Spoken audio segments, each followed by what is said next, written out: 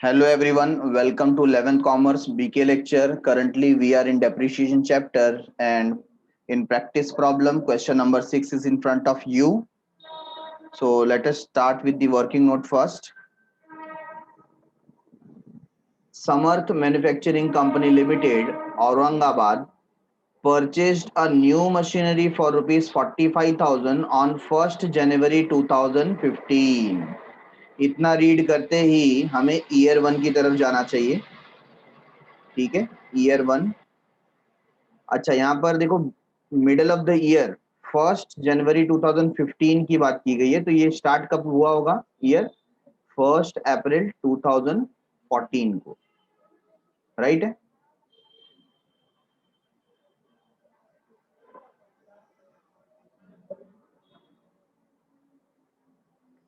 और एंड होगा on 31 March 2015 and somewhere between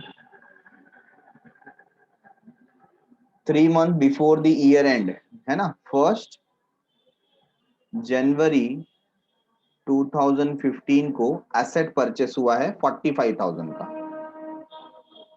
plus उसमें 5,000 रुपीज का फिक्सेशन और इरेक्शन है, तो वो ऐड हो जाएगा. सो टोटल 50,000 रुपीज का क्या है? Asset, machinery. In the same year 1 July additional machinery. अभी इनके हिसाब से वो सेम ईयर है, बट हमारे हिसाब से हम तो कौन सा ईयर देखते हैं यहाँ पर? हम यहाँ पर फाइनेंशियल ईयर देखते हैं, तो हम ईयर 2 में चले जाएंगे. तो ईयर 2 में जाने के पहले हम डेप्रीशिएशन चार्ज करेंगे, और ये कितना मंथ यूज हुआ यहाँ पर? 3 months, है ना. जनवरी, फरवरी, मार्च, 3 months यूज हुआ है, तो 50,000 के ऊपर हमें 3 months का डेप्रीशिएशन कैलकुलेट करना होगा. तो रेट ऑफ डेप्रीशिएशन दिया है 10% and we will calculate it for 3 months. So 50,000 पे 10% आप लीजिए, 5,000 आ जाता है, और 5,000 का आप 1/4 निकाल सकते हैं या 3/12 निकाल सकते हैं. It is 1250, 1250. ये डेप्रीशिएशन आया है फर्स्ट ईयर का. अब कैलकुलेट करेंगे ईयर 2 के बारे में.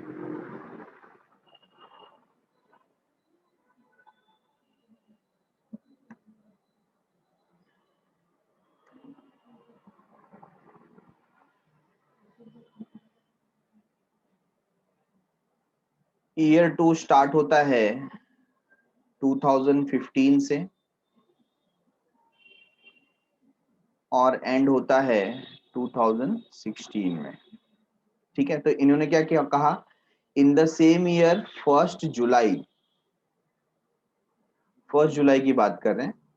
Additional machinery costing rupees 25,000 was purchased, है ना. तो अप्रैल, मई, जून, और यहां कहीं पर आएगा 1 जुलाई. 1 जुलाई 2015, राइट. तो इस दिन 25,000 रुपीज का न्यू मशीनरी परचेस किया गया. आगे क्या कहना है? 1 जुलाई 2016, मतलब नेक्स्ट ईयर की बात कर रहे हैं. ओके, तो पहले हम इस पे डेप्रीशिएशन चार्ज कर लें. तो अब हमारे पास कितने असेट है? Asset number 1, asset number 2. तो दोनों के ऊपर डेप्रीशिएशन चार्ज होगा. इस बार जो 50,000 वाला असेट है वो फुल फ्लेज 12 मंथ के लिए यूज हुआ है. Yes sir. तो 12 मंथ के लिए उस पे डेप्रीशिएशन आ जाएगा पूरा का पूरा 5,000. This is about machine 1. Machine 2, आप देखिए मशीन 2 9 मंथ यूज हुआ है, क्योंकि 3 months तो पास हो चुके थे, रिमेनिंग इज 9 month. तो 25,000 पे आप कैलकुलेट करेंगे फॉर 9 month. ठीक है, तो इंटू 9/12, तो 2,500 इंटू 9/12 आप जब करते हैं तो आपको आंसर मिलता है 1,250 6,875. Total is 6,875. ये सेकेंड ईयर का डेप्रिसिएशन है, ठीक है। इसी तरीके से ईयर 3 का कैलकुलेशन करेंगे। ईयर 2 हमने देखा। नाउ ईयर 3 स्टार्ट कब होता है, एंड कब होता है, वो हम चेक कर लेते हैं।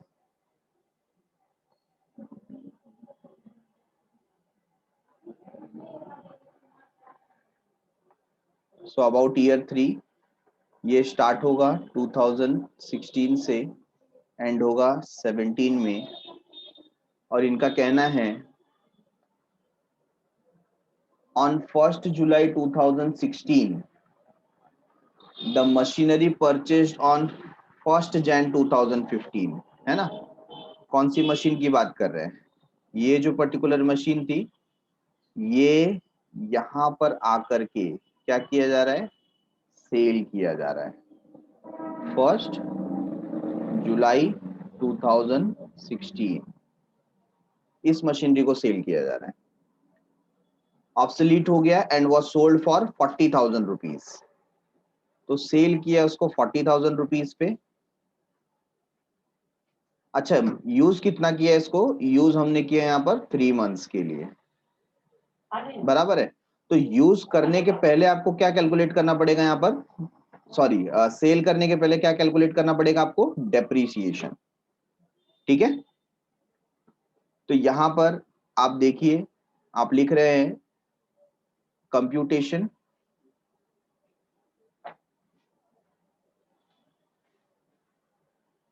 फॉर प्रॉफिट और लॉस ऑन सेल। तो सबसे पहली बात, जब हम डेप्रीशिएशन कैलकुलेट करेंगे तो फर्स्ट एसेट था कितने का, 50,000। 10% का डेप्रीशिएशन है, और हमें पता है कि अगर आप 3 मंथ्स के लिए यहाँ पर डेप्रीशिएट करते हैं तो उसका डेप्रीशिएशन का वैल्यू आता है 1,250। आपने देखा होगा फर्स्ट ईयर हमने यहाँ पर 3 मंथ्स के लिए ही कैलकुलेट किया था, ठीक है। तो सबसे पहले यहाँ पर हम आ जाते हैं ईयर 1। ईयर 1 में वैल्यू था 50,000, लेस करेंगे डेप्रीशिएशन 1,250, माइनस कीजिए 50,000 माइनस 1,250, तो यहाँ पर पेंडिंग रह जाता है 48,750। ये ईयर 2 का WDV है। लेस करेंगे डेप्रीशिएशन, नेक्स्ट ईयर में पूरा डेप्रीशिएशन आया 5,000 का, उसको आप लेस कीजिए। 5,000 लेस करने पे आपको वैल्यू मिलता है 43,750 का ईयर 3 के लिए। अब ईयर 3 में आपने जो डेप्रीशिएशन कैलकुलेट करना है वो 3 मंथ्स का करना है ना। हमने किया 1,250 सेल करने के पहले, तो 1,250 आप माइनस कीजिए तो आपको वैल्यू मिलता है 42,500। ये है WDV as on date of sale, मतलब बेचने के पहले का वैल्यू। और हमने उसको सेल कितने में किया, तो आप देखिए रिकॉर्ड में हमने उसे 40,000 में सेल किया, तो ऑब्वियसली आपको यहाँ पर क्या हो गया, लॉस। कितने का लॉस हुआ यहाँ पर, 2,500, ठीक है। तो आपने जब इसे 40,000 रुपीज में सेल किया तो आपको लॉस का सामना करना पड़ा 2,500 का। तो इस तरीके से हमारा जो फर्स्ट पर्टिकुलर मशीनरी था वो बिक चुका है ना यहाँ पर। अब हमारे पास एक मशीन बचा है, ये तो मशीनरी 1 की बात हमने की। मशीन 2 अभी भी हमारे पास है, जिसके ऊपर हम डेप्रीशिएशन कैलकुलेट करेंगे। और इस बार ये जो मशीनरी है पूरे के पूरे 12 मंथ यूज हुई है, ठीक है ना। तो ईयर एंड पे हम इस पे डेप्रीशिएशन चार्ज करेंगे और उसका वैल्यू हो जाएगा 2,500, करेक्ट है। तो इस तरीके से हमें पता चल गया कि 3 साल में क्या क्या अमाउंट ऑफ डेप्रिसिएशन है और असेट बेचने पे हमें कितना प्रॉफिट या लॉस हो रहा है। ठीक है, तो आइए अब इसको सॉल्व करते हैं।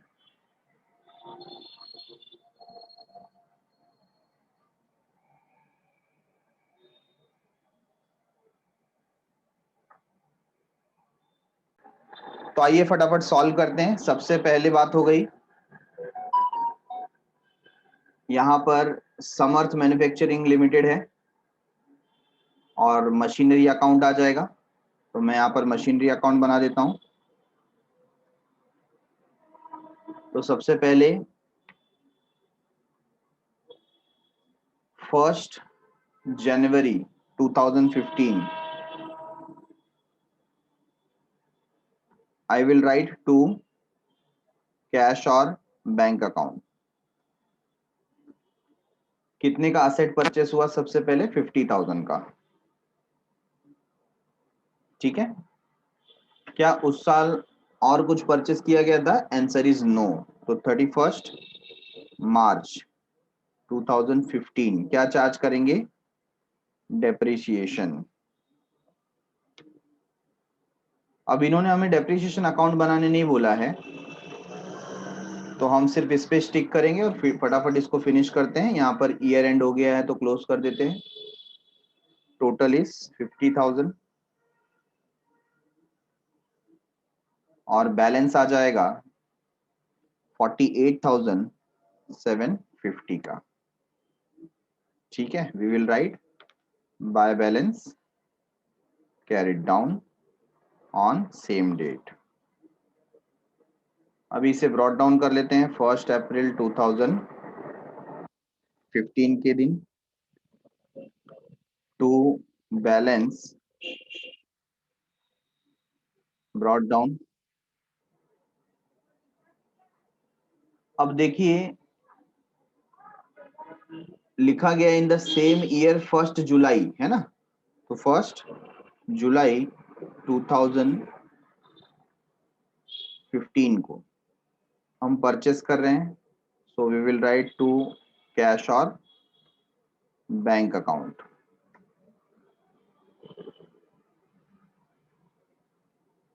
तो बैलेंस था 48,750 का और नया असेट परचेस हो गया है 25,000 का।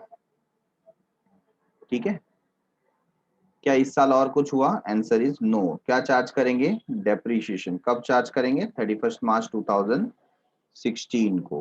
कितना यहाँ पर डेप्रीशिएशन आया? तो हमने कैलकुलेट किया था डेप्रीशिएशन का वैल्यू, याद है आप लोगों को? डेप्रीशिएशन का वैल्यू सेकेंड ईयर के लिए था 6,875। ठीक है, for second year 6,875।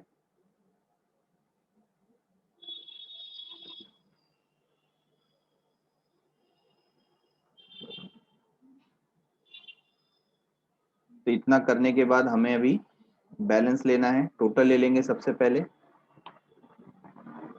73,750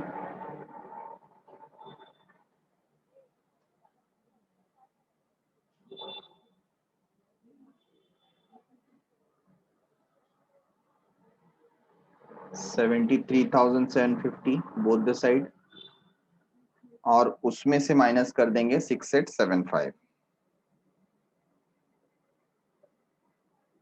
66,875।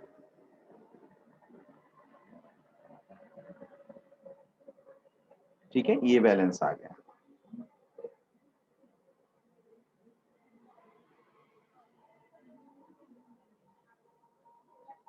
So we will write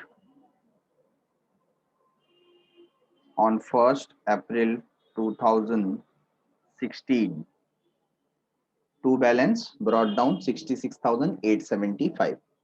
अभी इस ईयर में 1 जुलाई के दिन 2016 को हमने असेट सेल किया। सेल करने के पहले क्या चार्ज करेंगे? डेप्रीसिएशन। कितना डेप्रीसिएशन आ गया था? 1,250। अच्छा, असेट सेल करने पे प्रॉफिट हुआ या लॉस? तो हमें लॉस हुआ। तो कैश और बैंक अकाउंट सबसे पहले पैसा आ रहा है, कितना पैसा आया 40,000 on the same date. Loss कितना हुआ, तो लॉस के लिए हम यहां पर पहले लिख देंगे by profit and loss account on the same date. कितना लॉस हुआ था हमें 2,500।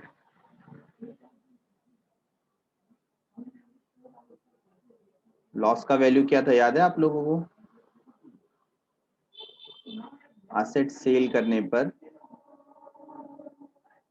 हमें 2,500 का लॉस आया था, है ना। 42,500 का ये WDV है और हमने 40,000 का सेल किया, 2,500 का लॉस। तो we will write over here 2,500। अगर ये प्रॉफिट होता तो कहां लिखते थे, डेबिट साइड में लिखते थे, ठीक है। अच्छा, अब 31 मार्च के दिन 2017 जो रिमेनिंग एसेट है उस पर डेप्रिसिएशन चार्ज करेंगे, ठीक है। कितना 25,000, सॉरी 2,500, 10% है, पूरा 12 महीना यूज हुआ है। अब क्लोज करते हैं, सारी चीजें एंड हो गई, 66,875 और उसमें से पूरा बैलेंस माइनस कर देंगे। सो 66,875 minus 1250 minus 40,000 minus 2,500 2,500, so 20,625 is the answer. So we will write buy balance carried down on 31st March 2017 और इसी को फिर 1 अप्रैल के दिन ब्रॉट डाउन कर दिया जाएगा। 20,670 सॉरी 25, ओके। तो इसी के साथ क्वेश्चन नंबर 6 का हमारा सॉल्यूशन भी एंड होता है।